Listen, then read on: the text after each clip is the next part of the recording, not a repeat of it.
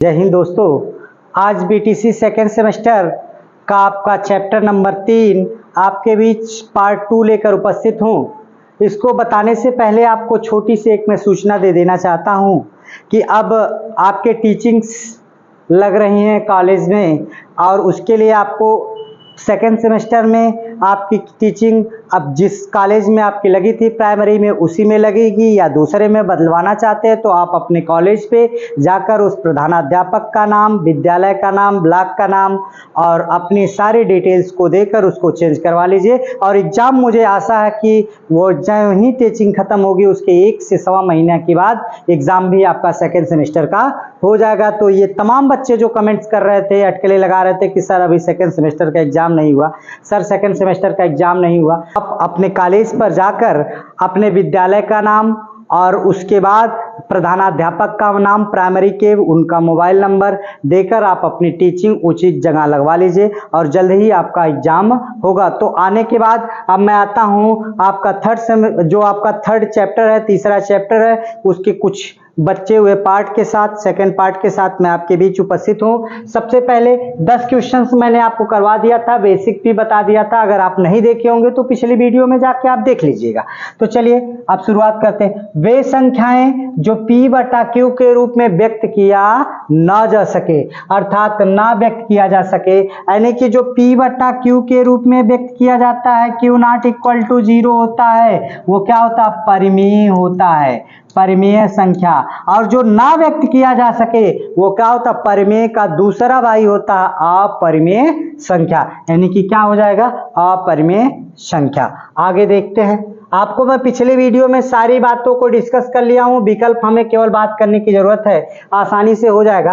किसी संख्या के मूल संख्या में यदि 1 जोड़ देने पर संख्या प्राप्त होती, तो 1 जोड़ा जाता तो उसको हम क्या कहते हैं? परवर्ती कहते हैं या उत्तरवर्ती कहते हैं? उत्तरवर्ती कहते हैं। क्या कहते हैं? उत्तरवर्ती कहते हैं। 1 जोड़ने पर हम परवर्ती या उत्तरवर्ती कहते हैं, जबकि 1 घटा लेने पर हम क्या कहते हैं? पूर्ववर्ती कहते हैं, पूर्ववर्ती कहते हैं। तो यहाँ पे क्या है? 1 जोड़ लेने पर वह संख्या क्या हो जाएगी? परवर्तीय संख्या हो जाती है। 1 जोड़ने पर कौन सी संख्या हो जाती? परवर्ती हो जाती है। तो आगे देखता हूं, अगले सवाल की तरफ बढ़ते हैं। प्राकृतिक संख्या है।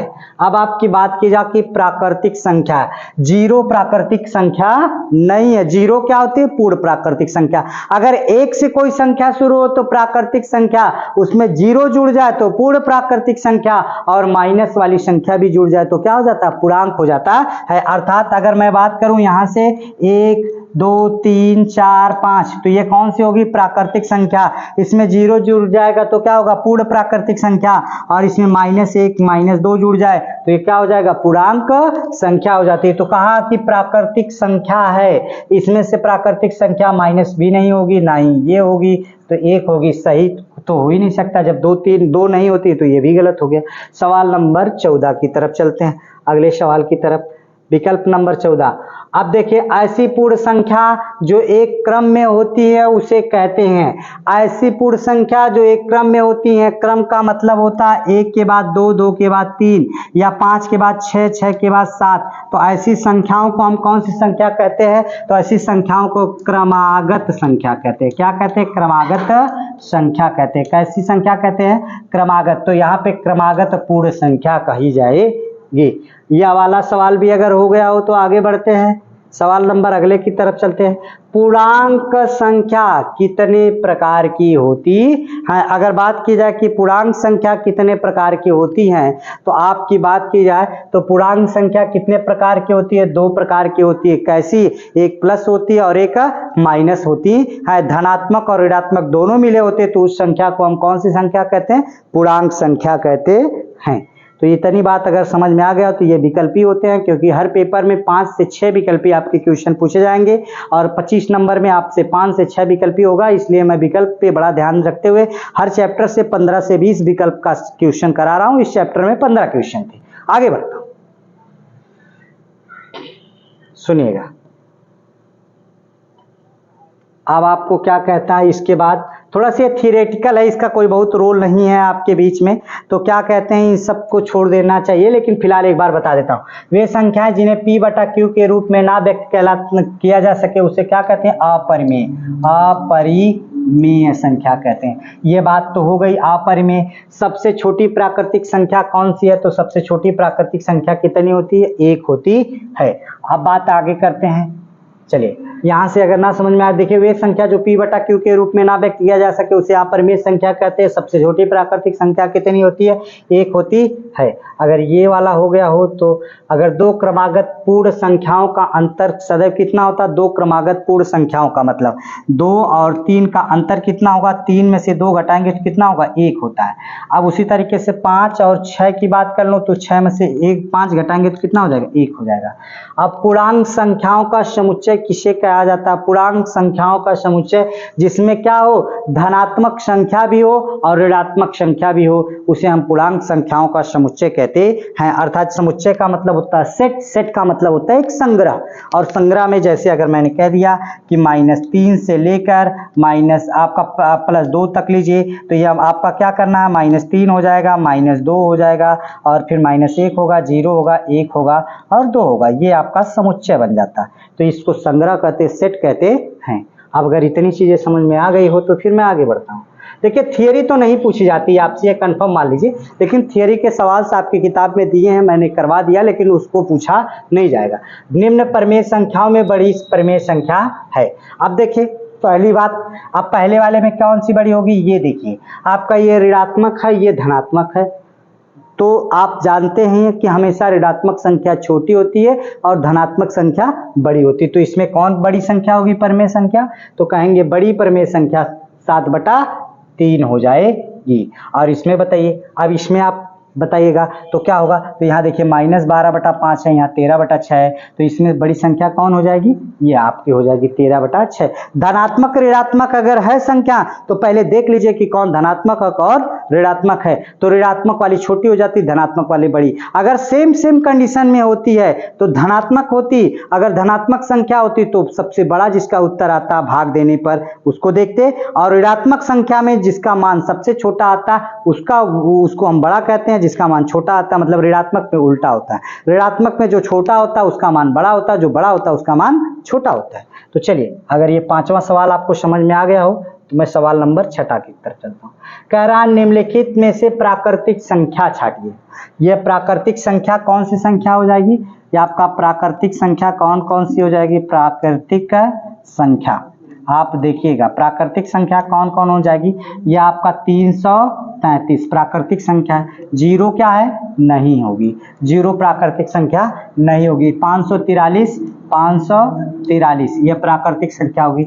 ये कौन सी संख्या होगी, ये मिश्र भिन्न होती है। भिन्न का तीसरा भाई होता है मिश्र भिन्न। भिन्न आप जानते हैं जो परिमेय P बटा Q के रूप में होते हैं। एक उचित भिन्न होता है जिसका अंश छोटा हो हर बड़ा हो उसे उचित भिन्न कहा जाता है। एक अनुचित भिन्न होता है जिसका हर क्या होता है, जिसका हर आपका छोटा होता अंश बड़ा होता है उसे अनुचित भिन्न कहते हैं। जो सही के रूप में होता है उसे मिश्रित भिन्न कहते हैं। जबकि ये ऋणात्मक भिन्न है, ये मिश्रित भिन्न है। तो कौन कौन सी प्राकृतिक संख्या होगी, 333 और 543 आपकी कौन सी संख्या होगी, प्राकृतिक संख्या होंगी। आगे देखता हूं, नोट्स बना लीजिए भैया, एग्जाम नजदीक है। अपने दोस्तों और मित्रों के बीच आप शेयर कर दीजिए इस बात को कि भैया टीचिंग लग रही है। टीचिंग लगने के बाद आपके 1 महीने जाते जाते एग्जाम हो जाएगा। उससे पहले मैं आपका पूरा सिलेबस खत्म करने का प्रयास कर रहा हूं, तो ध्यान में रखिएगा। निम्नलिखित में से कौन सी संख्या पूर्ण संख्या छाटिए। पूर्ण संख्या में क्या होता है, निम्नलिखित में से कौन सी पूर्ण संख्या है इसको छाटिए। तो पूर्ण संख्या का मतलब क्या होता है आपको बता दे, जो सही हो। आपको पूर्ण संख्या का मतलब क्या होता है, पूर्णांक नहीं कह रहा, पूर्ण संख्या की बात कर रहा। तो पूर्ण संख्या आपकी कौन कौन सी होंगी, पूर्ण संख्या आपकी कौन कौन सी होगी, ये 352, ये फिर कौन होगी 457, और फिर ये पूर्ण संख्या नहीं है, पूर्णांक संख्या है। यह मिश्रित भिन्न संख्या है, फिर उसके बाद 18, फिर कितना 35, ये नहीं होगी। तो आपका कितना होगा 352, 457, 18 और 35। इस बार बना लीजिए एकदम लक्ष्य की 25 में 25 पाना है, और बता दीजिए अपने मित्रों और दोस्तों से कि एक जीवन ज्योति क्लासेस है जिसपे सबसे आसान भाषा में गणित को पढ़ाया जाता है। तो आइए देखते हैं, ये 7वां भी हो गया सवाल। अब 8वें की तरफ बढ़ते हैं। तो निम्नलिखित में से कौन सी पूर्णांक संख्या, पूर्णांक संख्या का मतलब होता है प्लस में भी हो और माइनस में भी हो। तो पूर्णांक संख्या किस में होती है, प्लस में भी हो और माइनस में हो, दशमलव में ना हो। तो पूर्णांक कौन कौन सी होंगी, पूर्णांक संख्या, पूर्णांक संख्या आपकी कौन कौन सी हो जाएंगी जरा देख लीजिए। तो 4002, 4002, फिर उसके बाद आपका ये देखिए 3000, यहाँ से 3602 माइनस 3602। पूर्णांक की बात करेगा तो माइनस भी जुड़ जाएगा, और पूर्ण की बात करेगा तो खाली प्लस रहेगा, जीरो के साथ रहता है। और आपका यहाँ से ऋणात्मक दशमलव वाली संख्या नहीं रहेगी। फिर उसके बाद कितना 799, फिर उसके बाद कितना 0। ये आपके कौन से पूर्णांक संख्या, ये दोनों पूर्णांक संख्या नहीं है, दशमलव संख्या होती है। तो ये कौन से हो गए, पूर्णांक संख्या की बात होती है। अगर इतनी बातें समझ में आ गई हो तो फिर मैं आगे चलता हूँ, आगे चलता हूँ, देखता हूँ कि क्या होता है 9वें सवाल की तरफ।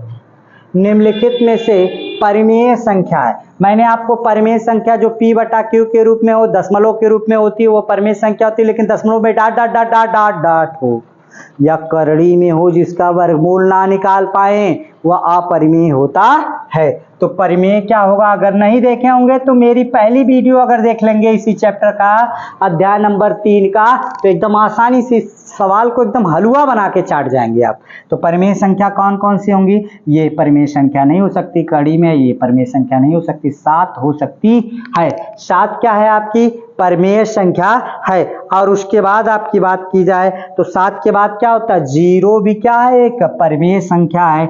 3.5 भी परिमेय संख्या है। फिर आपकी बात होती है बार बार बार बार बार कितना 2.333, यानी कि आप देख सकते हैं। लेकिन इसका अगर यहीं अनंत अंत नहीं होता तो ये अपरिमेय होती, लेकिन इसका अंत हो जा रहा है इसलिए 2.333। ये आपकी ये परिमेय संख्या, ये कौन परिमेय संख्या नहीं, ये नहीं है, ये नहीं, क्यों नहीं है, क्योंकि ये करड़ी में है। 0 भी परिमेय संख्या होती है, ये बात नोट कर लीजिएगा, कहीं लिख लीजिए कि 0 भी क्या है परिमेय संख्या है, ध्यान में रखिएगा।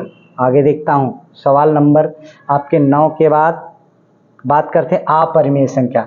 मैंने बताया ना कि जो करड़ी में होगा जिसका वर्गमूल ना निकाल पाए वही अपरिमेय होता। अपरिमेय कितना होगा, अपरिमेय संख्या जरा बताएंगे। इसमें पहली क्या है 5, क्या परिमेय है, आपकी बात हो कि परिमेय है तो कहेंगे हाँ परिमेय। हमें किसको चूज करना, अपरिमेय को। देखिए आप अपरिमेय, आपका ये परिमेय है, 4 भी परिमेय है, जबकि करड़ी में 40 आपका अपरिमेय है, और करड़ी में 0 भी अपरिमेय होता। कड़ी से बाहर होता तो परिमेय होता, लेकिन कड़ी के अंदर हो जाएगा तो अपरिमेय है। दिमाग खोल लीजिएगा, खोपड़ी अपनी, अगर नहीं खोले तो फिर आप लाइफ में पछताएंगे, ये भी बता दूं। सीख लीजिए, और टेट से ये क्वेश्चन बनना ही बनना है, आपको बता दूं। टेट में भी बनेगा और आपके यहाँ बीटीसी में तो बनेगा ही बनेगा। तो अपरिमेय संख्या कौन है, करड़ी में 40 भी है, क्योंकि वर्गमूल नहीं निकल पाएगा, 0 का भी वर्गमूल नहीं निकल पाएगा। अब कितने लोग कहेंगे सर जी 0 का वर्गमूल 0 होगा, नहीं, कतई नहीं। तो ये क्या होता, अपरिमेय होता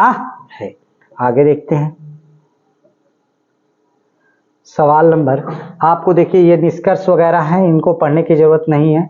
ये परिभाषाएं आपसे पूछी नहीं जाती। बाकी आप परिमेय संख्याओं के तथ्य लिखिए। ये देखिए ये क्वेश्चन है आपको हल करना। देखिए ये क्वेश्चन है, आपको क्या करना है, हल करना है। इस क्वेश्चन को हल करना है तो देखिए जब मूल समान होता है तो घातें क्या हो जाती है, जुड़ जाती हैं। तो 3/2 की घातें कितना हो जाएगी, -3 + 5। तो यहाँ से कितना होगा 3/2 की घातें, इसमें से आप देखिए घटेंगे तो ये कितना हो जाएगा, 2 हो जाएगा। ये आपका 3/2 की घातें, क्योंकि ये प्लस है ये माइनस तो घट जाएगा। 3/2 की घातें 2, बहुत करेंगे इसका वर्ग करेंगे तो 3/2 × 3/2 2 बार। तो यहाँ से कितना होगा 3 त्रिका 9 और 2 दूना के 4, 9/4 इसका आंसर हो जाएगा। कितना आंसर होगा, 9/4। अगर इतना बात समझ में आ गई हो तो फिर मैं आगे बढ़ जाता हूँ। चलिए इसको अगर बात की जाए, या फिर आप दशमलव में हल करना चाहते तो ये दशमलव में भी हल हो जाएगा, 4 से भाग दे देना होगा 9 में। क्लियर? आगे बढ़ता हूं। देखिए, निम्न में से कौन अपरिमेय संख्या नहीं है? मतलब अपरिमेय नहीं है तो क्या होगा? परिमेय होगा। तो परिमेय कौन है? परिमेय कौन कौन सा हो सकता है जरा देखिएगा। परिमेय ये आपका 18 हो सकता है, और फिर उसके बाद ये तो नहीं हो सकता, ये -25 हो सकता है, ये नहीं हो सकता, ये भी नहीं हो सकता, -2 हो सकता है, ये भी नहीं होगा। तो आपके जो करड़ी में होते मान, वह कभी भी जिसका वर्गमूल आप नहीं निकाल पाते हैं वो क्या होता है? अपरिमेय होता है। तो यहाँ पे परिमेय पूछा गया, कौन कौन नहीं है अपरिमेय? तो नहीं अपरिमेय है तो यानी कि क्या होंगे? परिमेय होंगे। तो आपको नहीं है अपरिमेय तो यानी कि अपरिमेय नहीं तो परिमेय होगा, तो कौन कौन से होंगे? ये सवाल हो जाएंगे। ठीक, आगे देखता हूं। ये 8वें के बाद 9वें सवाल की तरफ बढ़ते हैं।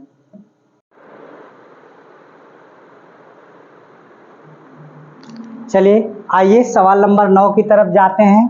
आपका नीचे दिए गए कथन को सत्य और असत्य बताइए। सत्य है कि असत्य ये बताइए। तो पहले हम एक लेफ्ट हैंड साइड बराबर राइट हैंड साइड लेते हैं। तो देखिए ये 10.4 प्लस कितना? 10। इधर कितना होगा? 10 प्लस 4। तो अब आप देख सकते हैं कि 10.4 और इधर कितना होगा? 0। यहाँ पे कितना? 10 दशमलव लगा के ये 4, यह 0.01, यानी कि कितना होगा? 10.4। इधर क्या होगा? 14। क्या ये बराबर हैं दोनों? तो नहीं। तो क्या कहेंगे? असत्य है। क्या है? असत्य है। इसकी बात करते हैं दूसरे वाले की। ये पहला वाला था, दूसरे वाले की बात कर लेते हैं। थोड़ा सा देख लीजिए दूसरा वाला। 8 - 7 - 6 बराबर 8 - 7 - 6। अब इसकी बात करूं तो पहले आई कोष्टक तोड़ लेते हैं, छोटा कोष्टक। तो 8 - 7 में से 6 जाएगा तो कितना बचेगा? 1 बराबर 8 में से पहले इधर कोष्टक तोड़िए तो 1 और यहाँ पे -6। तो अब देखिए इसमें से ये घट जाएगा, माइनस का गुणा होगा तो -8 - 1 बराबर 1 - 6। 8 में से 1 जाएगा तो कितना होगा? 7। इसमें से घट जाएगा तो -5। तो इसमें आप बता दीजिए क्या दोनों बराबर हैं? नहीं। तो क्या कहेंगे? असत्य। क्या है? असत्य। तीसरे वाले को देखते हैं। अगर तीसरा वाला इधर क्या कह रहा है? 16 भागे कितना है तीसरा वाला? जरा इसके बारे में समझ लेते हैं। तो तीसरा वाला क्या कह रहा है? थोड़ा सा ध्यान दीजिएगा यहाँ से। तो क्या कह रहा है? थोड़ा से 16 भागे कितने की बात कर रहा है? 8 भागे 2, और फिर उसके बाद यहाँ 16 भागे 8, और फिर उसके बाद क्या? भागे 2। तो पहले हम कोष्टक ही तोड़ते, कोष्टक तोड़ते बार्टमांस के नियम से। तो यहाँ से तीसरा है तो ये 16 भागे 8 में से 2 जाएगा तो कितना बच जाएगा आपका? 8 में से 2 जाएगा तो कितना बच जाएगा? 8 का 2 से भाग देंगे तो कितना होगा? 4, और ये भाग का चिन्ह। और इधर क्या होगा? 16 में 8 की भाग देंगे 2, भागे कितना आपका? 2, तो भागे 2। 16 में 4 की भाग देंगे तो कितना होगा? 4 चौको 16, 2 में 2 की भाग देंगे तो 1। क्या दोनों बराबर हैं? नहीं। तो ये अभी आपका क्या होगा? असत्य है। क्या है? असत्य है, असत्य है, असत्य है। तीनों हमारे क्या हैं? असत्य होते हैं। यह बात समझ में आ गई हो तो इसकी शॉर्ट ले लीजिए, लिख लीजिए, और उसके बाद फिर मैं आगे बढ़ता हूँ सवाल नंबर 10 की तरफ। देखिए अब मैं आपको बता दूं, मैं पार्ट करके बना रहा था, लेकिन अब मैं पार्ट नहीं बनाऊंगा क्योंकि एग्जाम बहुत नजदीक है आपके पास। जब एग्जाम नजदीक है तो आपको सवाल का जवाब लेना पड़ेगा, और जब सवाल का जवाब लेना होगा तो बड़ी आसानी से आपको मैं बता दूं। अब एक चैप्टर एक वीडियो के मैराथन में मैं आपको खत्म करके दूंगा, क्योंकि 1 महीने बाद आपका एग्जाम होने वाला है। तो ये बता दूं, ये आपका कंफर्म हो गया। आगे बढ़ते हैं 9 के बाद 10वें सवाल की तरफ। निम्नलिखित परिमेय संख्याओं की तुलना कीजिए। तुलना का मतलब कौन बड़ा है कौन छोटा है। तो यहां से देखिए 4/5 कामा का मतलब माइनस, जब ऋणात्मक है तो ये क्या होगा? छोटा होगा। तो यानी कि जो जिधर बड़ा होता है उधर मूव कर देते हैं। 3 बटा आपका -3/2। -3/2, यानी कि क्या हुआ, जो बड़ा होता है उसकी तरफ मुंह, ऋणात्मक वाली संख्या छोटी होती है और धनात्मक वाली संख्या बड़ी होती है। जब दोनों धनात्मक होता तो देखा जाता कि उसमें भाग दे कि कौन बड़ी है। जैसे देखिए ये दोनों धनात्मक हैं, इनमें भाग दे के देख लिया जाए। 12 में मैं पहले आपकी भाग दे दूं कितने की, 7 से। तो आप देखिए 12 लोग है, 12 किलो है, 7 लोगों में बांटना है, तो यानी कि 7 1 किलो से ऊपर पड़ेगा उन लोगों को, ठीक। और यहाँ 6 किलो और 17 लोगों में बांटना है, तो देखत भेली बाटत चूर, यानी कि 6 किलो है 17 लोगों को देना है, 12 किलो है 7 लोगों को देना है, तो कौन बड़ा होगा, ये बड़ा होगा। नहीं तो भाग दे के देख लीजिए, तो 7 एकड़ नम 7, कितना बच जाएगा 5, यहाँ दशमलव लगाऊंगे 0, 7 7 49, 1.7 आएगा। जबकि 6 में अगर भाग दिया जाए 17 से तो कितना होगा 17, अब भागिए नहीं जा रही तो दशमलव लगाऊंगा 0 बढ़ा दूं, 17 चौको 68, यानी 17 तिया 51। आप देख सकते हैं 0.3 आया, यहाँ 1.7 आया, तो कौन बड़ा हो गया, ये वाला। तो यानी कि 12/7 बड़ा है 6/17 से, ठीक। अब उसके बाद यहाँ देखिए ऋणात्मक संख्या ऋणात्मक धनात्मक से बड़ी होती है, तो 8/13 बड़ा होगा -7/19 से। और देखिए इसमें आपका क्या हो, 6 किलो में 11 लोगों को बांटना, 9 किलो को 15 लोगों में बांटना। तो जरा देख लेते हैं, इसकी भाग ले देते हैं। तो 11 में कितने से भाग देना, 11 से भाग देना कितने में, 6 में, तो दशमलव लगाएंगे 0, 11 पचे 55, कितना बच जाएगा 5। और यहाँ 9 में कितना भाग देना है, 9 में 15 से भाग देना है, दशमलव लगाए 0, तो यहाँ से कितना होगा 15 पचे 75, 15 छका 90, यहाँ 0.5 आया, यहाँ 0.6 आया, तो कौन बड़ा होगा, आपको बता दें ये वाला बड़ा होगा। तो यानी कि 6/11 बड़ा होगा 9/15, अर्थात 6/11 से बड़ा होगा 9/15। ये बात समझ में आ गई। और ये आप देख सकते हैं कि ये धनात्मक है तो धनात्मक है तो डायरेक्ट ये बड़ी हो जाएगी, ये छोटी हो जाएगी। तो आज तीसरा चैप्टर यहीं पर हुआ समाप्त। अब बस आप अपने मित्रों से बता दीजिए, एक बार फिर से सुन लीजिए, दोहरा दे रहा हूँ कि आपकी जो टीचिंग, अब टीचिंग लेटर डायरेक्ट से आ गया, अप्रूवल हो चुका कि आपकी टीचिंग जस्ट जल्द ही आपके विद्यालय से फोन भी जाएगा। इसके लिए आप जो पुराने विद्यालय में अपने प्राइमरी में आप जो किए थे टीचिंग, यदि उसी में करना चाहते हैं तो वही प्रिंसिपल का नाम, विद्यालय का नाम और विद्यालय के प्रधानाध्यापक का नाम लिखकर और मोबाइल नंबर और ब्लॉक का नाम, ये सारी चीज़ें, सारे डाटा को आप किसको, विद्यालय को प्रोवाइड करवा दीजिए। या आप क्लास को बदलना चाहते हैं कि नहीं मैं उसमें नहीं जाऊंगा, दूसरे जगह पे मेरा होना चाहिए, तो आप विद्यालय पे जाकर उसको करेक्शन करवा सकते हैं। उस विद्यालय के प्रधानाध्यापक का नाम, विद्यालय का नाम, ब्लॉक का नाम, मोबाइल नंबर, अपना मोबाइल नंबर, गार्जियन का मोबाइल नंबर देकर सारी चीज़ों को आप बदला सकते हैं। तो आज के लिए इतना ही। हंसते रहिए, मुस्कुराते रहिए। आज के लिए जय हिंद दोस्तों।